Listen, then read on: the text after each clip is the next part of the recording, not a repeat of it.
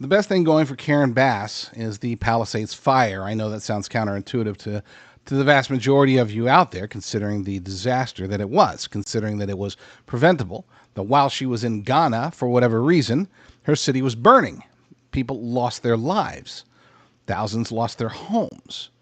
Even to this day, there are still those who have seen zero relief from the city or the state of California. And yet, that is the best thing going for her. Why? Because it distracts from her actual other failures, and her other failures are tremendous. Now, I can understand why that being such a tremendous disaster and such a scar on Karen Bass's career, I can see why people would focus on it, but that shouldn't be the focus. And we can tell this by the fact that she is still leading in the polls for LA mayor. Shouldn't even be in consideration. She shouldn't even be running. She should have resigned by now. But instead, she's leading in the polls. Now, granted, I don't give polls much credence, and I still think that Spencer Pratt has a very good chance of winning this election. But with that said, she is still technically in the lead. We have a story over at jdrucker.com, which is also happens to be my hub for everything that I do. You can find all the stories that I curate and aggregate from across the internet over at jdrucker.com. Story's titled "The Best Thing Karen Bass Did Was Botch the Palisades Fire," and it goes downhill from there.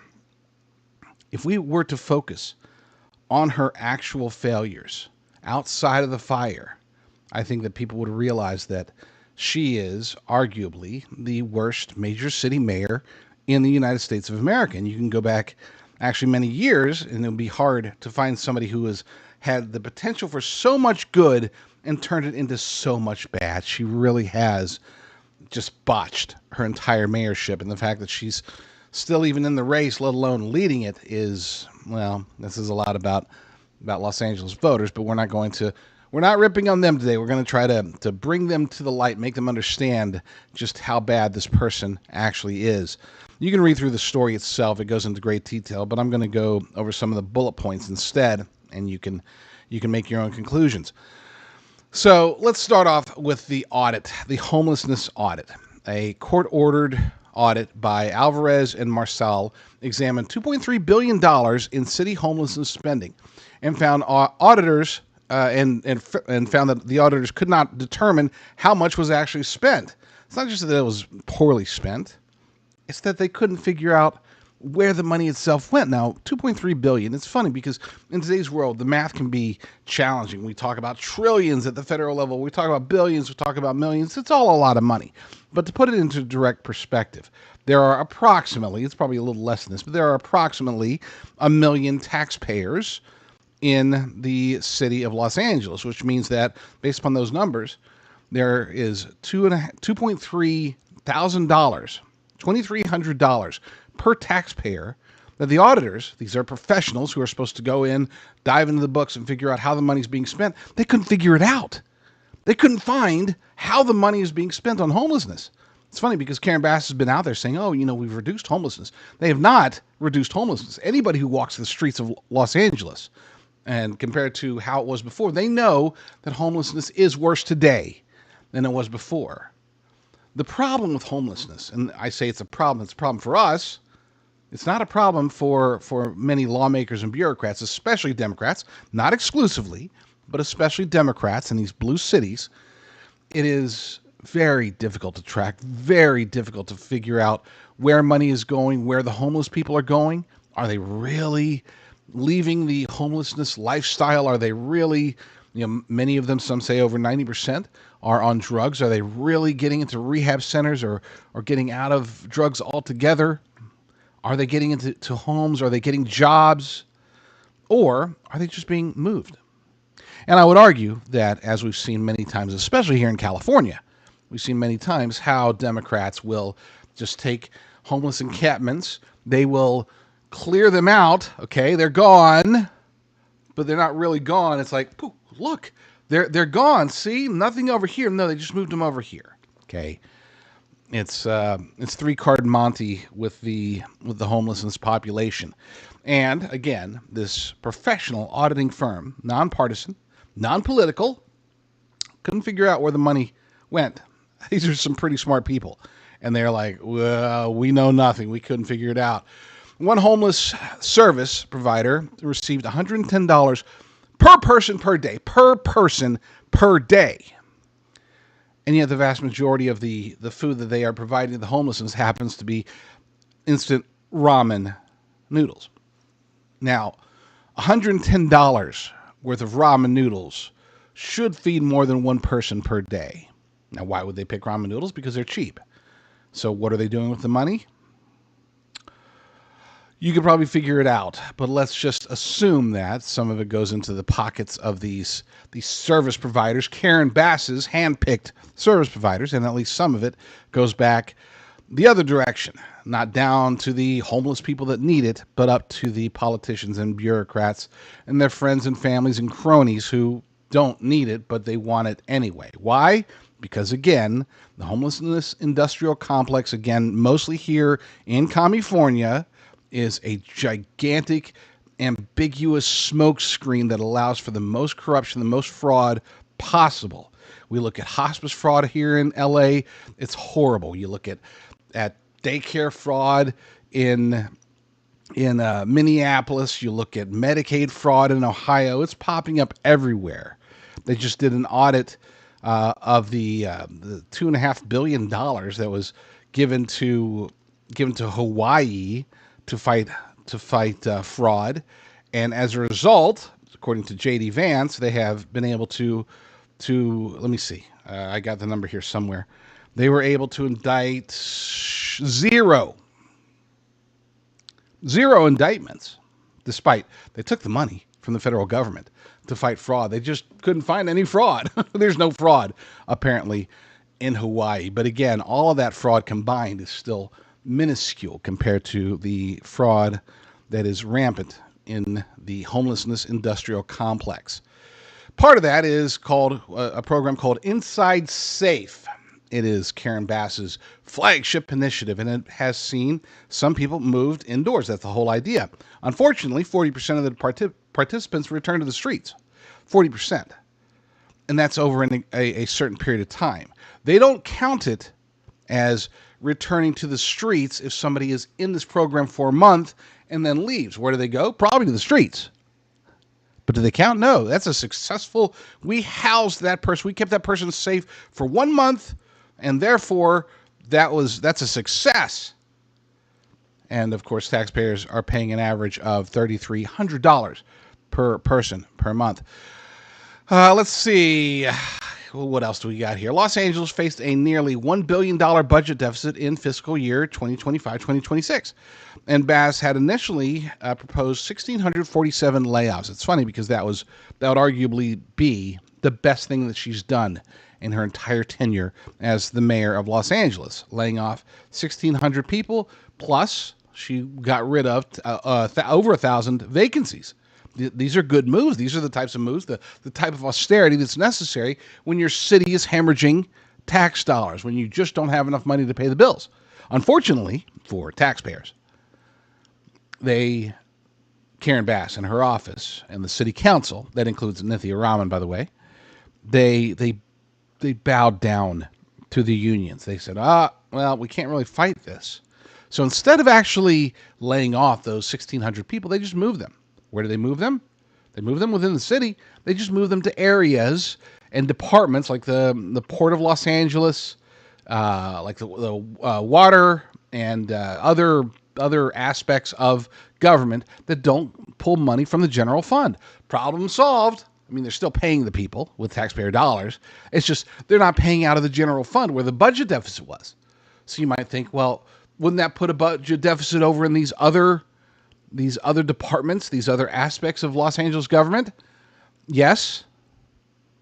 And it's an election year, so all that matters is not the bottom line of taxpayer dollars come in and then how's it spent, where does it go? That's not important. The important thing is that here in the middle, we had a budget deficit and we were able to fix it. Not by getting rid of people or getting rid of waste or getting rid of fraud or anything like that, just by playing some accounting games and moving where that money is being sent from, who's signing the checks. It's still Los Angeles. It's still LA taxpayers that are paying for it. It's not in the general fund. Therefore, problem solved. This is the mentality people like. Karen Bass. Let's get back to the bullet points. Let's see. City liability payouts tripled from 100 million annual average to 300 million in a single fiscal year. That's liability payouts. That's a big deal. Department of Justice had sued Los Angeles last year, alleging that the city's sanctuary policies contribute to lawlessness, rioting, and looting that required federal troop deployment. I think that it's a topic that, unfortunately, it should play here in Los Angeles. It should play in every major city, but it doesn't play here in Los Angeles. We're in a city that, unfortunately, a majority of the people, despite their logic, despite their heart and their minds telling them, hey, maybe law enforcement should be trying to enforce the law, they've been indoctrinated, in many cases, brainwashed into believing that, oh, law enforcement bad. Okay, they don't like the LAPD. They definitely don't like ICE. They don't like federal engagement at all. They also don't like unsafe streets, but they are unwilling to, in many cases, to acknowledge that if you want the streets to be safer, you need people there to patrol the streets. If you want criminals to not harm you, you need those criminals to be arrested. If you want illegal aliens to not be taking your taxpayer dollars and using them to harm you and sometimes fund terrorism and all that bad stuff, well, you got to deport them.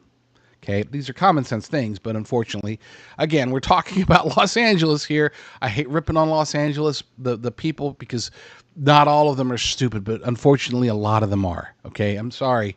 Sorry, my Angelino friends. I've got some friends up in LA. I've lived in Los Angeles before. I can tell you that, yeah, some smart people and a whole lot of really not so smart people.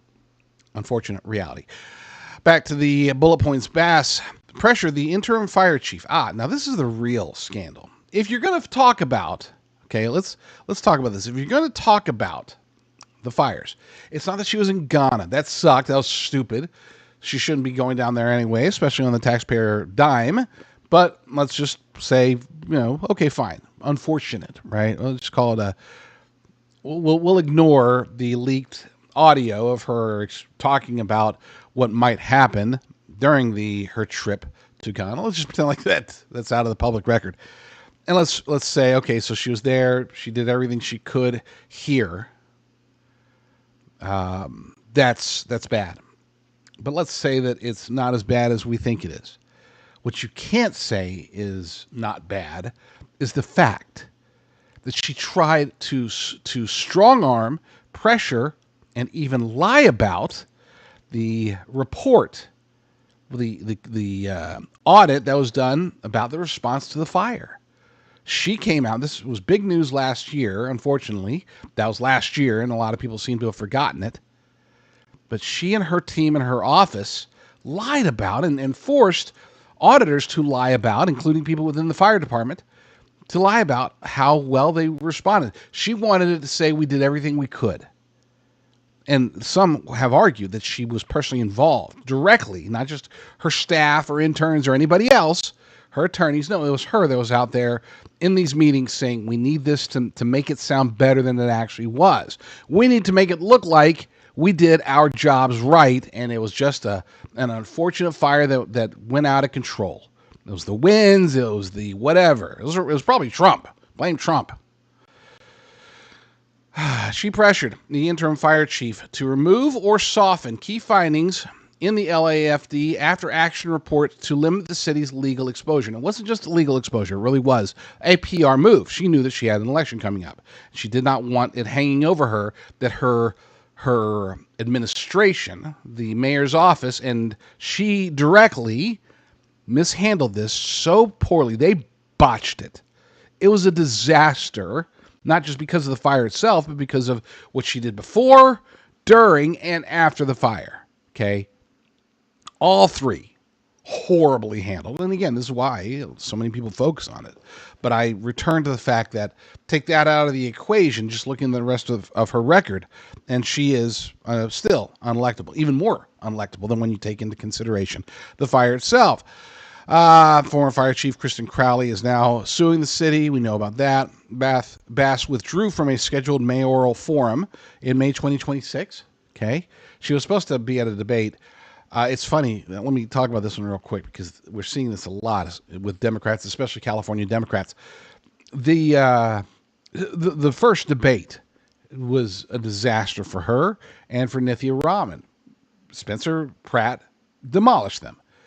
Even with the local media that was running the event, even with their polling, they showed that 89% said that he won the debate. Hands down, wasn't even close.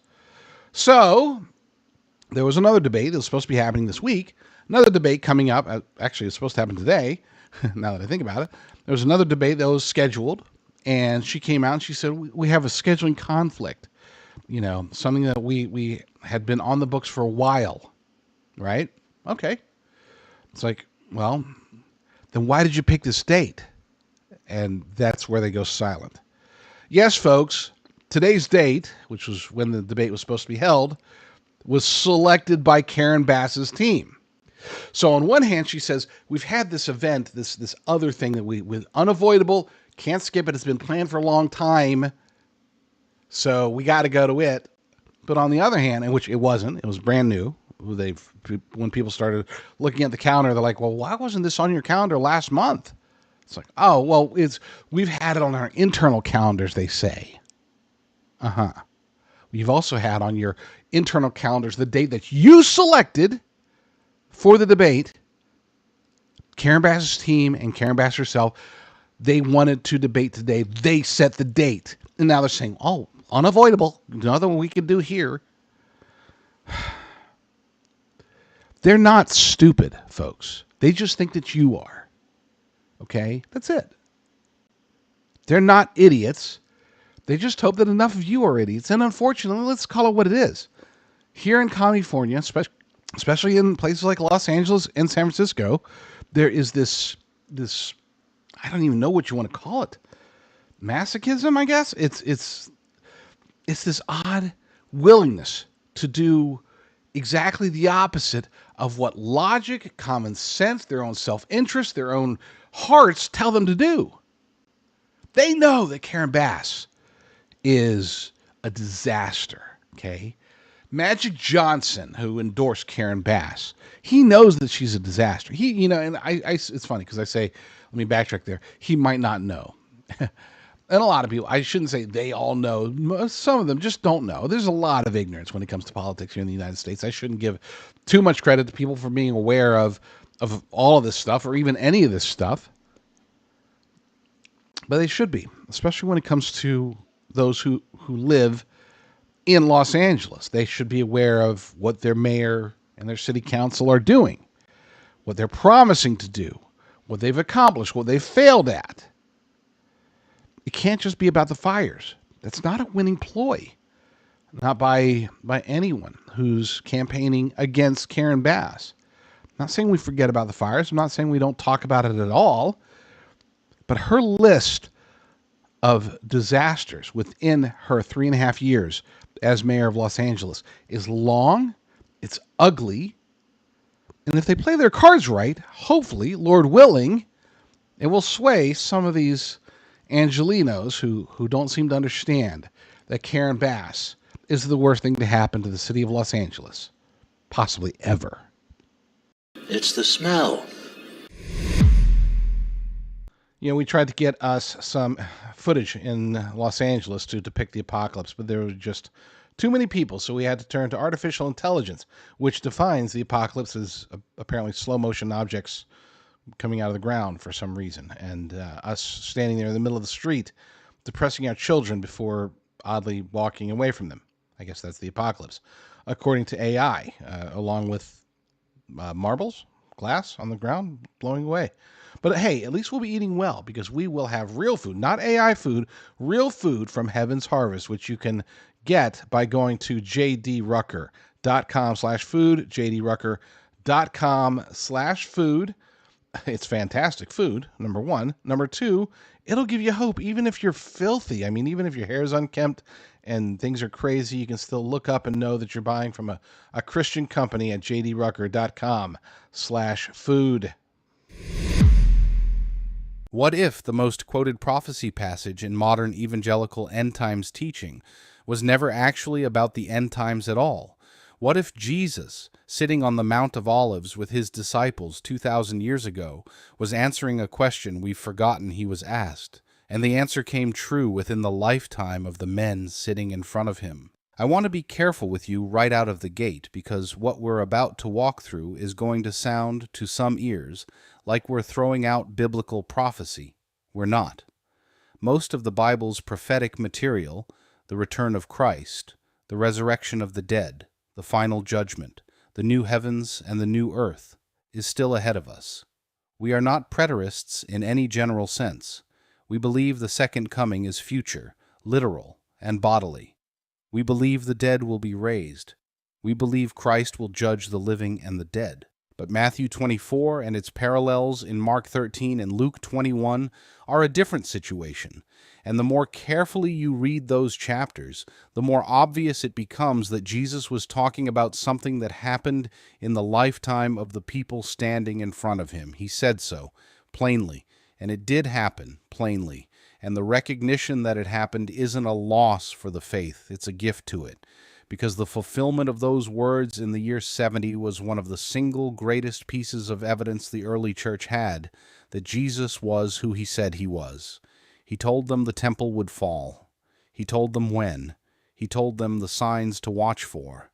And it all came true, exactly as he said it would, in front of witnesses. That's not a problem for our faith.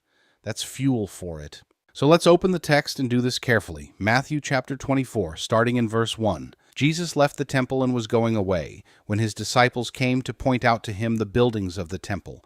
But he answered them, "You see all these, do you not? Truly, I say to you, there will not be left here one stone upon another that will not be thrown down." As he sat on the Mount of Olives, the disciples came to him privately, saying, "Tell us, when will these things be? And what will be the sign of your coming and of the end of the age?" Now stop right there, because everything in this chapter hinges on what just happened. Jesus has just said something staggering. The temple, the center of Jewish religious life, the place where God's presence had dwelt, the building Herod had spent decades expanding into one of the architectural wonders of the ancient world. That temple was going to be torn down, stone by stone, not one left on another. To a first-century Jewish disciple, this was not a casual remark. This was the end of the world as they understood it. And so they ask him a question. And here is where most modern readers go wrong, because we read their question through 2,000 years of theological development. And we hear them asking about something they couldn't possibly have been asking about. They ask, "When will these things be? And what will be the sign of your coming and of the end of the age?" In our ears, the end of the age sounds like the end of the world, the end of human history, the final curtain. But that is not what those words meant in a first-century Jewish mouth. The Greek phrase translated end of the age is sunteleia tu aionos, and in Jewish thought, the present age was the age that would end when Messiah came, judged the nation, and inaugurated the Messianic kingdom. The disciples were not asking about the destruction of planet Earth. They were asking about the end of the temple-centered Jewish age that they had grown up in, and in their minds, the destruction of the temple, the coming of Messiah in judgment, and the end of that age were all one event. So when Jesus answers them, he's not answering a question we typically have. He's answering the question they actually asked. And the question they asked was about the temple, about the city, about the world they lived in. Now look at the parallel in Luke chapter 21, because Luke makes this even clearer. Same scene, same conversation, but Luke records the question this way. In verse 7, "And they asked him, 'Teacher, when will these things be? And what will be the sign when these things are about to take place?'" Notice, no coming language, no end of the age language. Just when will the temple be destroyed and how will we know it's about to happen? Luke strips it down to the core question, and that core question is about AD 70. Mark 13 records it similarly. Tell us, when will these things be, and what will be the sign when all these things are about to be accomplished? Again, focused on the temple. So the question is about the temple, and the answer accordingly is going to be about the temple. Watch what Jesus says. Verse 4. And Jesus answered them, See that no one leads you astray. For many will come in my name, saying, I am the Christ, and they will lead many astray. And you will hear of wars and rumors of wars. See that you are not alarmed, for this must take place, but the end is not yet. For nation will rise against nation, and kingdom against kingdom, and there will be famines and earthquakes in various places. All these are but the beginning of the birth pains. Now, modern prophecy teachers will tell you these are signs of the end of the world. Wars, famines, earthquakes. Turn on the news, they say, and you'll see them. But Jesus says the opposite. He says, when you see these things, do not be alarmed. The end is not yet. These are not signs that the end is here. They are the normal fabric of human history, and they were going to characterize the decades leading up to AD 70. And they did. The 4 decades between Jesus' crucifixion and the destruction of the temple were one of the most turbulent periods in Roman history. There were famines. Acts 11 records one of them under Claudius. There were earthquakes. Pompeii had a massive one in AD 62. There were wars. The Roman Civil War of AD 69, the year of 4 emperors, was one of the most chaotic years the empire had ever seen. There were false messiahs. Josephus names several. Theudas, the Egyptian, Simon Bar Giora. Acts 5 mentions Theudas by name. Jesus told them this was coming, and it came. Verse 9. Then they will deliver you up to tribulation and put you to death, and you will be hated by all nations for my name's sake. And then many will fall away and betray one another and hate one another, and many false prophets will arise and lead many astray. And because lawlessness will be increased, the love of many will grow cold. But the one who endures to the end will be saved, and this gospel of the kingdom will be proclaimed throughout the whole world as a testimony to all nations, and then the end will come. Notice, he's speaking directly to them. You will be delivered up. You will be hated. This is not a generic warning to 21st century Christians. This is a warning to the men sitting on the Mount of Olives that night, and it came true. Stephen was stoned. James was killed by Herod. Paul was beheaded. Peter was crucified. Christians were thrown to lions in Nero's arenas in the 60s. The persecution Jesus warned about happened to the people he was warning. And the gospel being proclaimed throughout the whole world, Paul says exactly that in Colossians 1 verse 23, that the gospel has been proclaimed in all creation under heaven. Past tense, already done. By the time Paul wrote Colossians around AD 60, he could already say the gospel had reached the known world. The mission Jesus described had already been substantially accomplished before the temple fell. Now here is where the chapter turns sharper. Verse 15. So when you see the abomination of desolation spoken of by the prophet Daniel standing in the holy place, let the reader understand, then let those who are in Judea flee to the mountains. Let the one who is on the housetop not go down to take what is in his house, and let the one who is in the field not turn back to take his cloak. Stop and look at Luke's parallel, Luke 21, verse 20. This is the verse that, all by itself, settles the question for anyone willing to read it carefully. But when you see Jerusalem surrounded by armies, then know that its desolation has come near.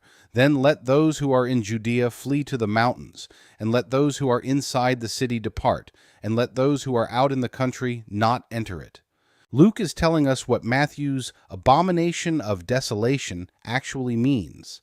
The abomination of desolation is Jerusalem surrounded by armies.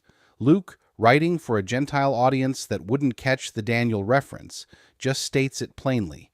When you see the Roman armies around the city, run. And that is exactly what happened. In AD 66, the Roman general Cestius Gallus marched on Jerusalem with the 12th Legion. He surrounded the city. He laid siege. And then, in one of the strangest military decisions in Roman history, he inexplicably withdrew. The Jewish historian Josephus, who lived through these events, says it was without reason.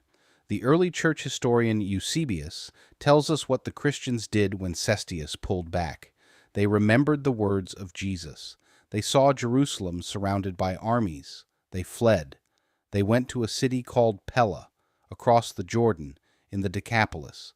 And when Titus returned 3.5 years later in AD 70 with 4 legions and burned the city to the ground, the Christians were not in it.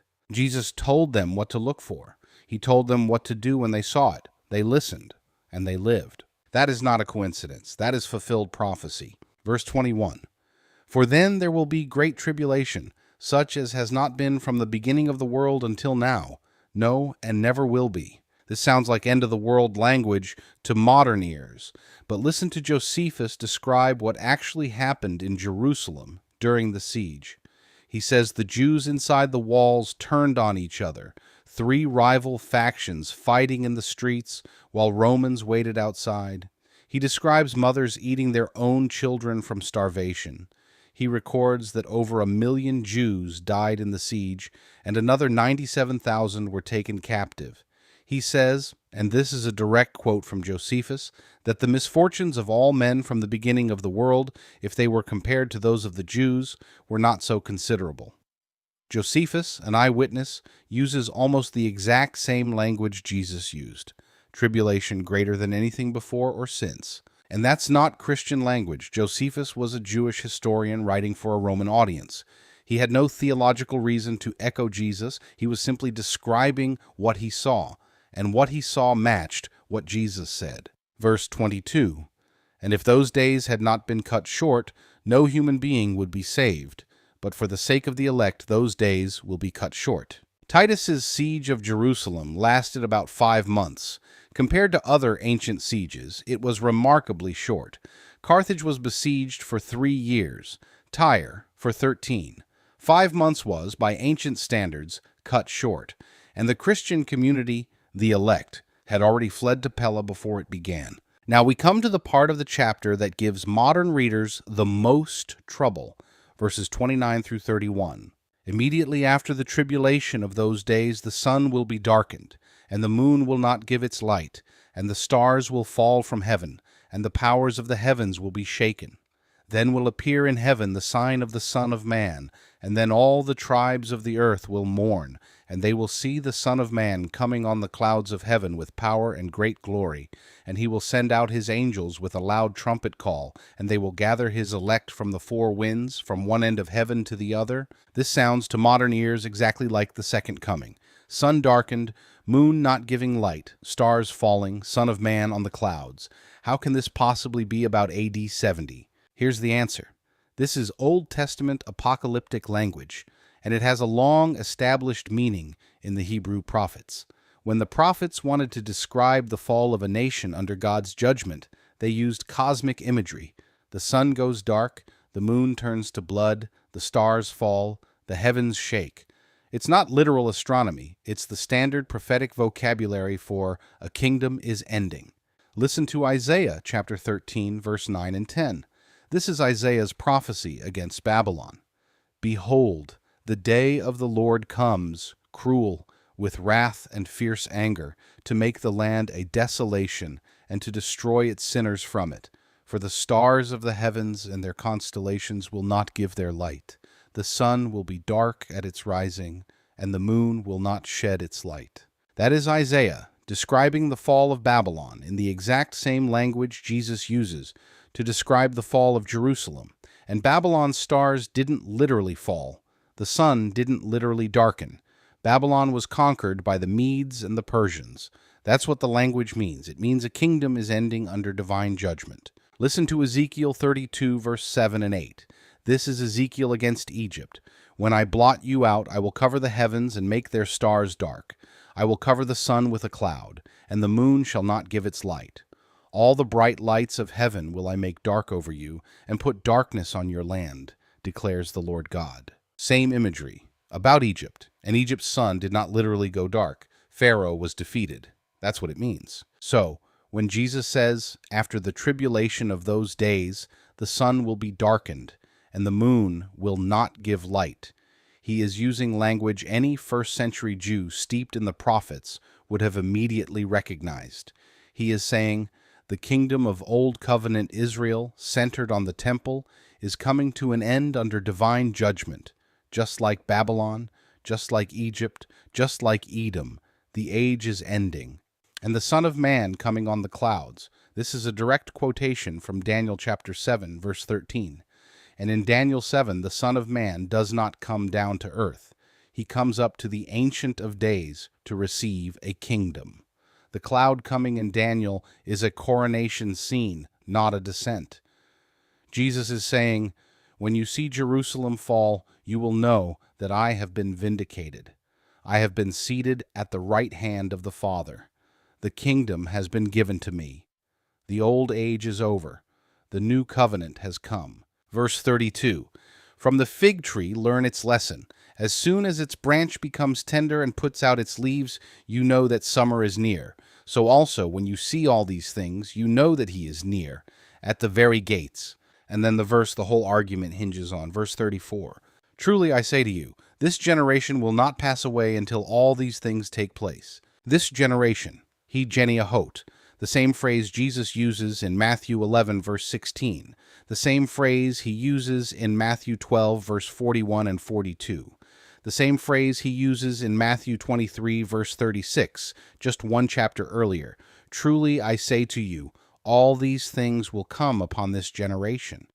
In every other usage in the Gospels, this generation means the people alive at the time Jesus is speaking. There is no contextual reason, none, to suddenly redefine it in Matthew 24. The dispensational argument that this generation means the Jewish race, or the generation that sees Israel reborn in 1948, is, to put it bluntly, special pleading. It's a word taking on a new meaning only in this one verse, in only this one passage, for only one reason. Because the natural reading creates a problem for the system. But the natural reading is the right reading. Jesus said that the generation standing in front of him would not pass away before the temple fell. And it didn't. The temple was destroyed in AD 70, roughly 40 years after Jesus spoke those words. 40 years. The biblical length of a generation. Jesus said it. It happened. On time. Now I want to be fair to the position we're disagreeing with. Dispensationalism, in its classic form, teaches that Matthew 24 describes a future 7-year tribulation, that the abomination of desolation is a future Antichrist standing in a rebuilt third temple, and that this generation refers either to the generation that sees Israel reborn or to the Jewish race as a whole. Their best argument is that the language of the cosmic disturbances and the gathering of the elect is too dramatic to be exhausted by AD 70. And I'll grant them that as a reasonable concern. The language is dramatic. But the answer to that concern is not to throw out the most natural reading of this generation. The answer is to recognize that Old Testament apocalyptic language is, by design, dramatic. Isaiah's language about Babylon was dramatic. Ezekiel's about Egypt was dramatic. The prophets used cosmic vocabulary to describe earthly judgments, because earthly judgments under God's hand are cosmic in significance. The fall of Jerusalem was not a small event. It was the end of an age, the end of the temple system, the end of the sacrificial cult, the end of the old covenant order.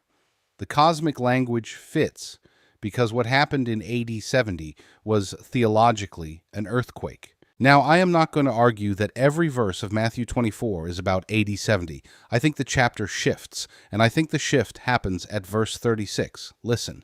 But concerning that day and hour no one knows, not even the angels of heaven, nor the Son, but the Father only. Notice the change. Up to verse 35, Jesus has been giving signs, specific, observable signs, wars, famines, false messiahs, armies surrounding Jerusalem, abomination in the holy place. He's told them what to watch for. He's told them when to run. But starting in verse 36, the language flips. Now he says, no one knows the day or the hour, no signs, no warning. Comes like a thief in the night, like the days of Noah, when people were eating and drinking and marrying, and the flood came and took them all away. That's a different event. That's not the fall of Jerusalem, which Jesus just told them how to predict. That's something else, something later, something with no warning signs at all. Most partial preterists, and I'd put myself here, read verse 36 onward as Jesus pivoting to the actual second coming, the end of human history, the day no one knows. The chapter contains both.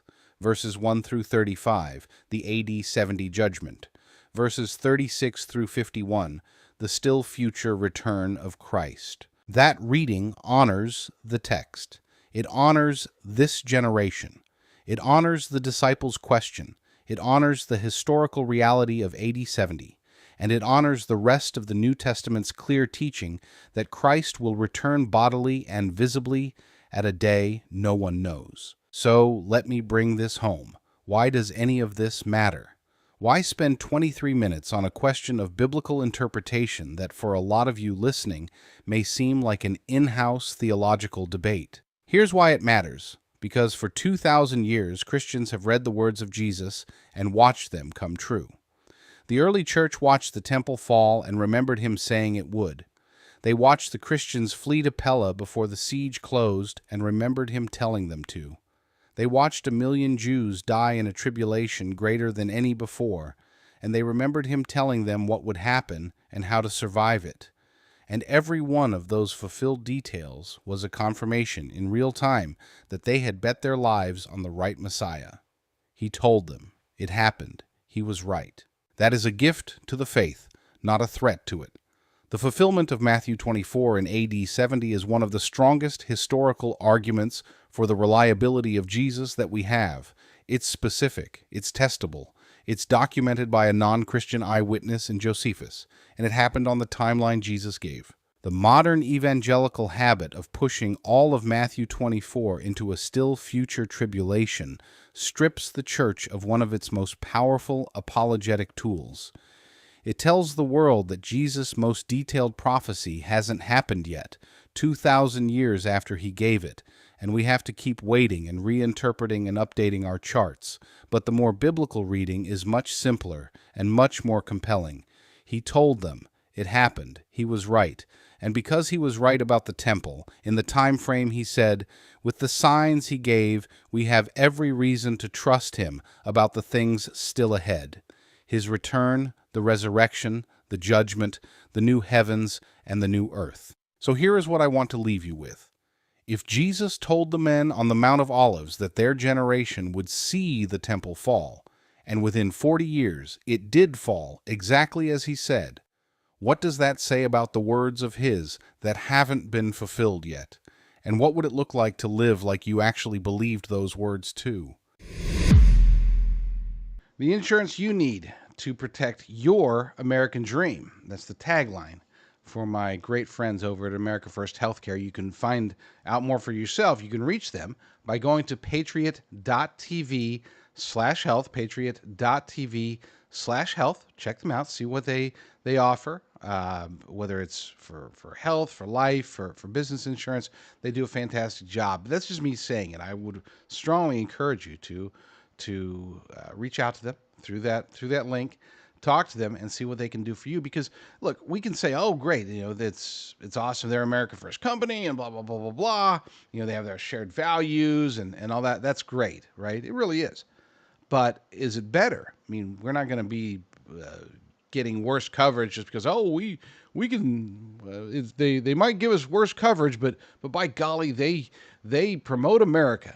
That's that's just not going to happen. We are practical people, my audience here at Patriot TV. But with that said, they claim, and I would encourage you to research it, but they claim they actually have better coverage than what you get through the government-controlled healthcare systems or even many of the private healthcare offerings out there. And more importantly, perhaps for some of you, they offer better rates with, according to their website, with thousands of insurance plans to choose from. It can feel overwhelming to find the right plan at the right price. At America First Healthcare, we take a holistic approach to make sure we find the best coverage for your exact needs.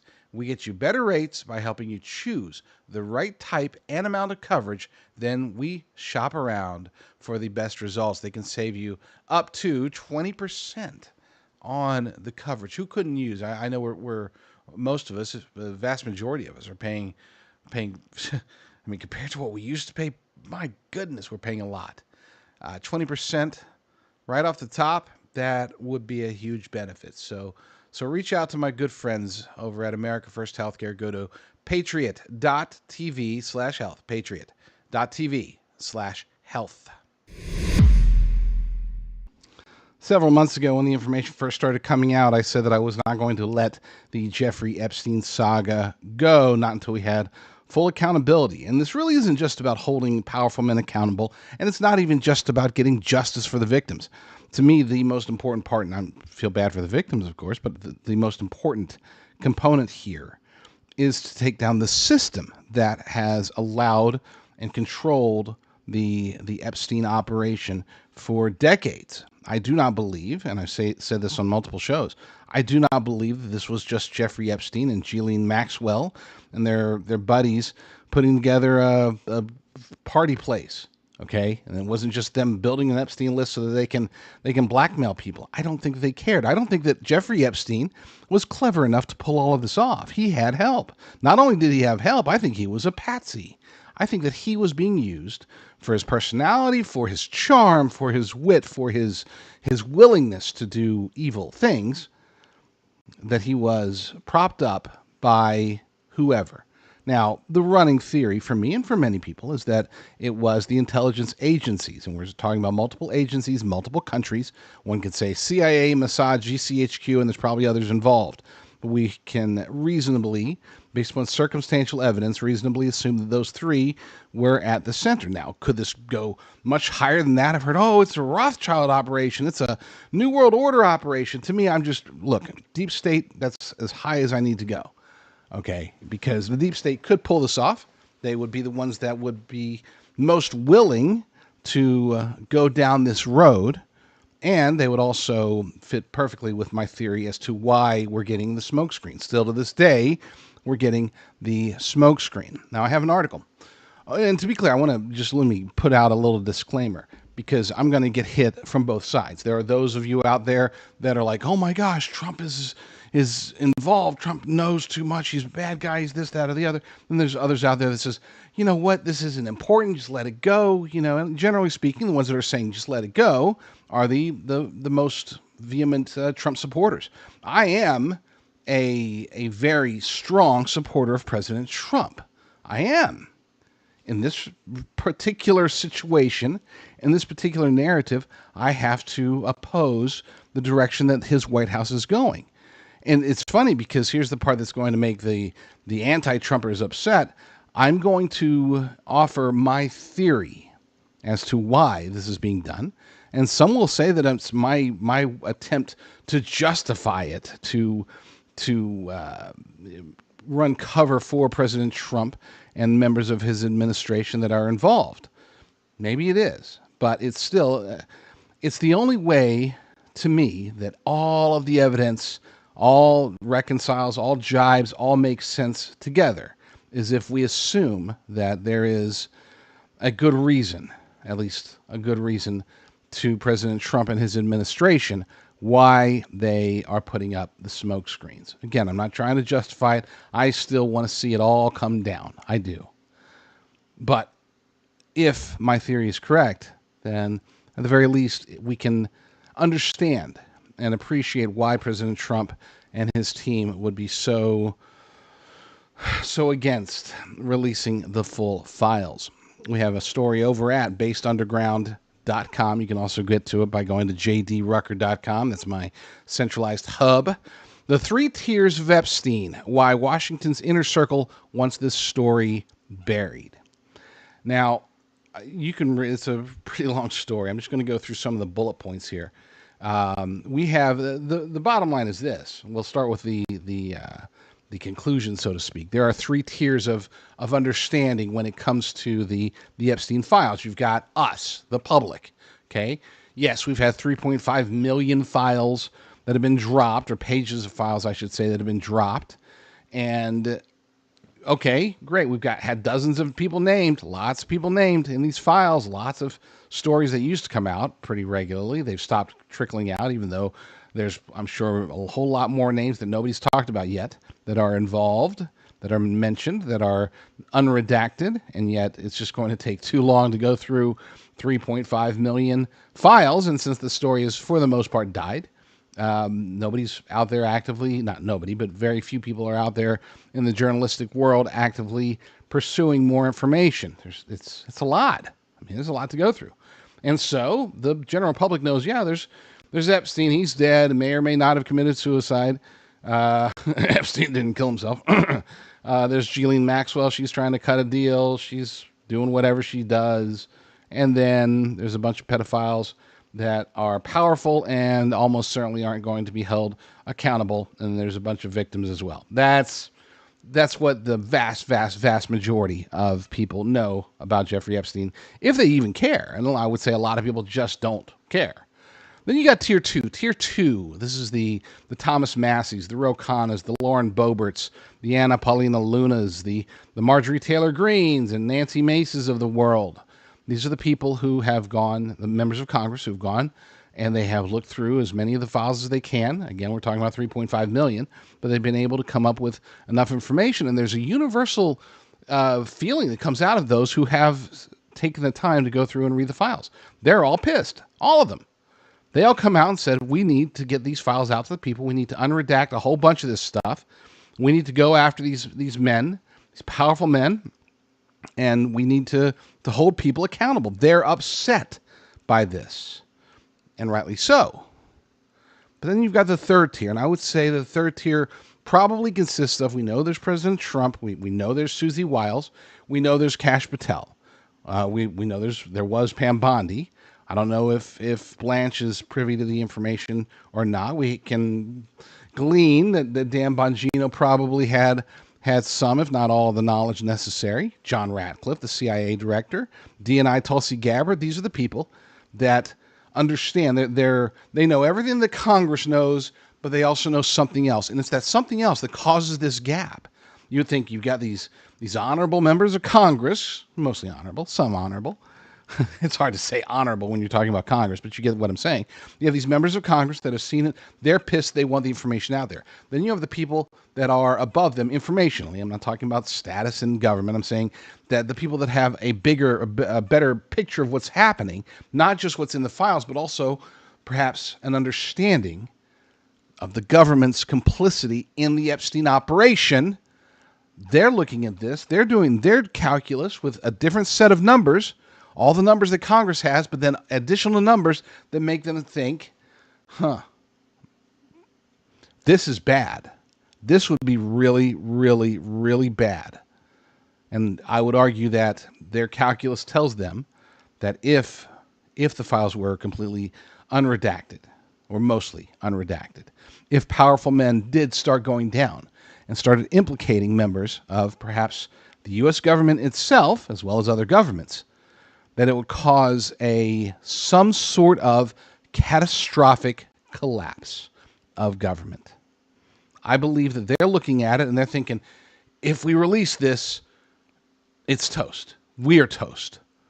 The United States government, and thereby the entire world, could collapse as a result of the world knowing that the U.S. government was involved, or at the very least the deep state within the government, or, depending upon your perspective, above the government.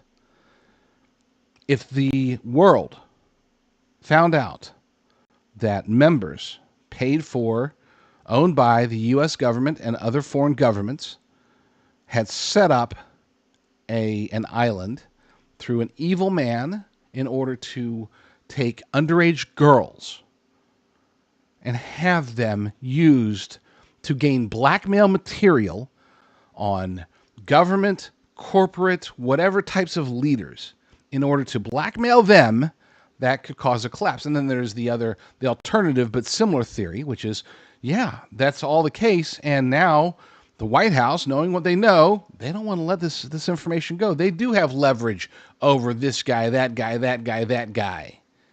And they don't want that leverage to disappear. And if the information were to come out, then all their leverage is gone. I don't buy that one, but I'm trying to be as fair as possible. And in all fairness, that is a possibility. So it's whether you say, if we let the information out, the world collapses, or if we let the information out, we lose our leverage. Either way, the privy members of the Trump administration have, in my humble opinion, because this is just an opinion, but they have decided, based upon their reevaluation of the numbers within the calculus, they've decided, you know what, we need to get this story out of here. Okay, pull out aliens. Let's give them aliens. Let's release all the alien files that we can. Give them videos, just give them fodder, give them something to talk about other than the fact that powerful men were caught doing bad things to underage girls and the U.S. government was involved. That's the genesis of my theory. And again, the reason for this, I guess you could say the most compelling evidence to me is that gap between tier 2 and tier 3. Tier 2, the Lauren Boeberts of the world, they're like, we got to release it all. Tier 3, which knows everything that the tier 2 knows, but then more, they're like, crap, we got to change the subject. We can't release any more. Release everything that we can, 3.5 million documents, but make sure that nothing comes from it, because if the dominoes of this whole thing start falling, then something bad happens. That's what I think we're dealing with. That's why I think that we are in the situation that we're in. Back to the bullet points over at basedunderground.com. Reps Massey, Khan, and Boebert, Mace, former Rep Green, Raskin, and Moskowitz have viewed unredacted Epstein files in a secure DOJ reading room and emerged demanding accountability for what they read. That's tier 2. Massey reported at least 6 men were redacted from files he reviewed, including one described as high up in a foreign government and another as a prominent individual. The Epstein Files Transparency Act, signed by Trump in November 2025, explicitly prohibits redactions based on embarrassment, reputational harm, or political sensitivity to government officials or foreign dignitaries. And that has been brought up, which again leads us to believe that there is more to this than just, these files will embarrass some people. Well, that's not justification enough to change the subject the way that the administration has so aggressively done. The Justice Department has withheld roughly half of the more than 6 million pages identified as responsive, citing privileges that the law's authors are not legally permitted. The administration's inner ring, which includes Patel, Wiles, formerly Bondi, Gabbard, Ratcliffe, they have shifted from demanding transparency to managing the story's disappearance. And that's really at the end of the day, that's what it is. The White House, whether you love them or not, I love them, okay? I support all those people, other than Bondi, but I support them all. I think they're doing a fantastic job on this topic. I oppose what they're doing. The administration's inner circle, managing the story's disappearance, Trump pivoted to ordering the declassification of UFO files within days of intensifying Epstein pressure, a move that Massey labeled as the ultimate weapon of mass distraction. Good label. 2019 report by Vicky Ward that's talking about Alex Acosta, and Acosta saying that Epstein is intelligence, and then later denying it. Look, again, if you don't want to believe my theories, fine, but at least acknowledge the likelihood that Jeffrey Epstein was an intelligence operative. He was an asset. He was being handled. He wasn't some brilliant pedophile guy who's just out there. He just likes having parties and collecting blackmail material that he apparently didn't ever need or use.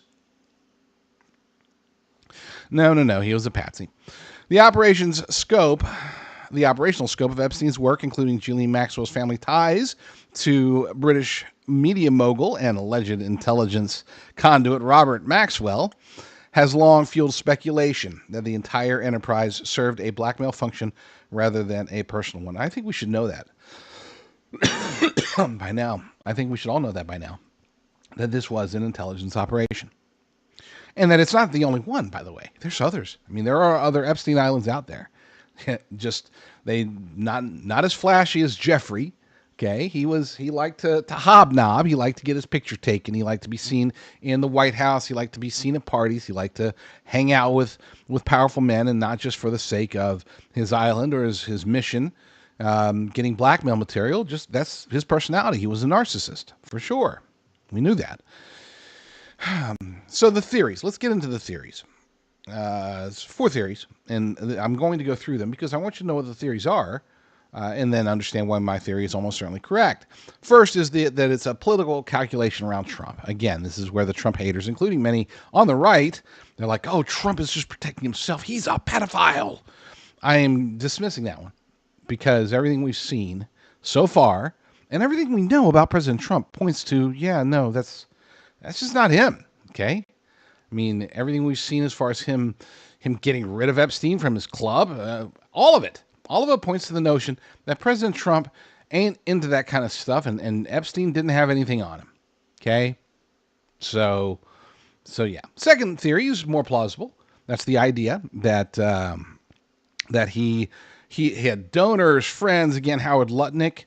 You know, you got powerful people within Trump's inner circle that would be implicated, and he's trying to protect them.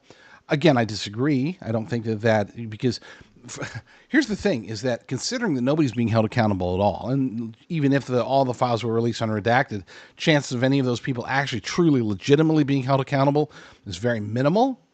This is chalk this up to an embarrassment, not enough to force the release of the UFO files. Okay, let's just throw that out there. It's like I mean, it just doesn't jibe with all of the material, especially considering, again, Congress has seen the files. Members of Congress have seen the files. They're calling it out. It would make sense, political sense, for President Trump to say, oh, wow, yeah, there's a lot of people. Look, we've got these 74 Democrats or leftists that are involved. We got these 9 Republicans or allies or whatever that are involved. Yeah, that's you take that political calculation and you say the math is mathing. Let's go ahead and release it all. But they haven't, which again, this points to the notion that theory number 2, while more plausible than theory number 1, still doesn't fly. The third one, let's see. Hold on. Let's see. Seconds. Okay. So I flip-flopped those. That was actually 3, which I need to flip that. And by the time you read this, you're probably going to see that I flipped that because I think that the second and third are opposite of each other. Or not opposite, but that what I have listed before as number 3 is actually number 2, and that's the one I just told you about, the allies component of it. To me, I guess you could say the hopium version, the one where it's like, oh, I hope this is the one. That's option 3, which is unlikely but possible. And that's the idea of active prosecutions. The notion here is that, well, they have grand juries out there that are going after whoever, Bill Gates, Prince Andrew, whatever, former Prince Andrew, Bill Clinton. They're going to nail these guys. And the only way they can do that is keep everything hidden and redacted and try to change the subject and release UFO files and whatever. All this is just so they can eventually just gather it all together, and there's going to be this one big sting. It'll be like, when Michael Corleone took out the 5 families at the end of Godfather. He's settled family business. Well, that's what President Trump's doing. That's why Blanche is in there. That's why Patel is doing his thing and whatever. Okay, so the chance of this being the case, minimal, but we're spewing out the theories that the left is spitting out. Why not go after the QAnon style theories? Oh, it's part of the plan. Don't worry, arrests are going to be made by September or whatever. This is the big October surprise. They're going to arrest Bill Clinton and everybody. All the Bills. Adam Schiff. Again, I'll throw that out there because it has to be thrown out there. But that brings me to the 4th theory. And that's the theory that I subscribe to. It's the theory that let me go ahead and put it up on the screen for y'all to read with me. The 4th theory is that the inner ring's behavior is the one that the inner ring's behavior actually fits. Epstein's network was not a personal indulgence operation. It was an intelligence operation run by multiple services and against targets across multiple Western governments and institutions. The function was compromat. The product was leverage. The men whose photographs Massey saw redacted are the assets, witting or unwitting, of an apparatus that nobody in a position of constitutional authority has fully reckoned with. This theory has been openly discussed in serious circles for years. The original Vicky Ward reporting in 2019, in which an anonymous source claimed Acosta had been told Epstein belonged to intelligence and to back off, that's contested. Acosta has denied it under oath before the House Oversight Committee, where the alternative is a felony. Whether he was telling the truth then or now is a question reasonable people can argue. What is not in dispute is the operational sophistication of what Epstein built. The family connections between Ghislaine Maxwell and her father, Robert Maxwell, who multiple intelligence historians describe as a conduit between Western and Israeli services, and the fact that Epstein's wealth has never been adequately sourced to any legitimate financial activity. He always gets called a financial a financier for whatever reason, but as far as we can tell, it's not like he was out there telling a bunch of people, hey, there's this little company called Apple I want you to buy. No, this just seems more along the lines of this was an intelligence operation to gather information. And if that knowledge were ever to come out, either it would destroy the fabric of Western society, we would see it unraveling rapidly, or you could argue that it's just because the deep state, the intelligence organizations don't want to let go of all this leverage they have on all these people, and they convince Trump to help them keep it covered up. Whichever one, pick one. I don't care, because in both scenarios, I still want the information to come out. I don't want a deep state that has access to leverage over anyone. Powerful or not, good guy or bad guy, doesn't matter. Okay? Not when it comes to stuff like this. And if you're talking about having leverage over Kim Jong-un, okay, different story. But I don't think we'll see Kim Jong-un's name in the Epstein files. If we're talking about the CIA or whoever having information about Iran's nuclear program, China's theft of intellectual property, going after our actual enemies, that's fine. That's what they're supposed to do. Getting information on Bill Gates and having leverage over him and his Russian model girlfriend? No, that's not. I don't want that in the hands of the CIA or anybody in government. Okay? It makes them too powerful, and it takes them off mission. And it brings me back to the whole argument that maybe the CIA just shouldn't exist. Now, for clarity, because I just said those dangerous words, I have not an inkling of suicidal tendencies or thoughts. So if you hear anything happening to me, always dangerous to mention the CIA or the Clintons. And I've done both today. So pray for me, please. Bottom line is, I don't know what the calculus is. I don't know at least what the numbers are. The facts that have compelled the Trump administration, his inner circle, to cover this up for as long as they have. It appears that they're going to cover it up indefinitely. I don't like it. That doesn't mean that I'm going to oppose Trump or vote against Republicans or whatever. This is still falls under the category of one aberration amongst many successes. I like what the administration is doing on many fronts. Don't even get me started about the border, and then you can throw in a dozen other things, crime and everything else, where I am in violent agreement with exactly what the Trump administration is doing. I'm not going to let Epstein change my loyalties. I'm not a single issue guy, but I still don't like it. I still wish that whatever it is that is compelling them, that they would bite the bullet and just pull the trigger, pick out whatever visual you want. I want the Epstein saga to come to an end. I want people held accountable.